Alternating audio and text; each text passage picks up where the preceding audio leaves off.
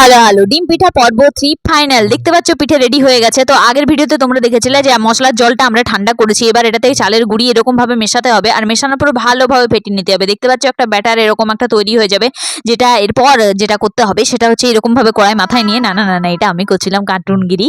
এরপর তোমাদের করতে হবে পিঠে কড়াইটা গরম করে তাতে তেল দিয়ে তেলটাকে ফুটিয়ে নিতে হবে ভালো করে। তেলটা গরম হয়ে গেলেই তারপর তোমাদেরকে ঝাপাং ঝাপাং করে পিঠে এগুলো ছেড়ে দিতে হবে। এবার দেখতে পাচ্ছ এটা হচ্ছে আমাদের প্রথম ট্রায়াল পিঠে, সেই জন্য এরকম কিছু মনে করো না, ঠিক আছে। এরপর আমরা আবার চেষ্টা শুরু করি, কারণ আমাদের ব্যাটারটা একটু পাতলা হয়ে গেছিল, তাই আবার গুঁড়ি দিয়ে আবার ছাড়লাম। এটা বেশ সুন্দর হয়েছে বন্ধুগণ। তারপর আমি তো টেস্ট করতে লাগিয়ে দিলাম যে নুন ঝাল মিষ্টিটা কেমন আছে, দেখলাম যে দারুণ লাগছে, দারুণ। তারপর এক এক করে টিঙ্কু তো বেশ সুন্দর সব ডিম পিঠেগুলো তুলে নিল, আমি ওকেও খাইয়ে দিলাম, বলছিস ভাই ভালো করেছিস ভাই, দারুণ খেতে হয়েছে, দারুণ, অনেকদিন পর খেয়ে দারুণ লাগছে আমার। তো তোমরা কিন্তু অবশ্যই ট্রাই করো ডিম পিঠা। আমি টিঙ্কুকে সাবাসি দিচ্ছিলাম, ভাই ফাটিয়ে দিয়েছিস। একের পর এক আমাদের সব রেডি হয়ে গেল। টাটা বাই বাই, কেমন লাগলো জানিও, মিনি ব্লগটা লাইক করে দিও।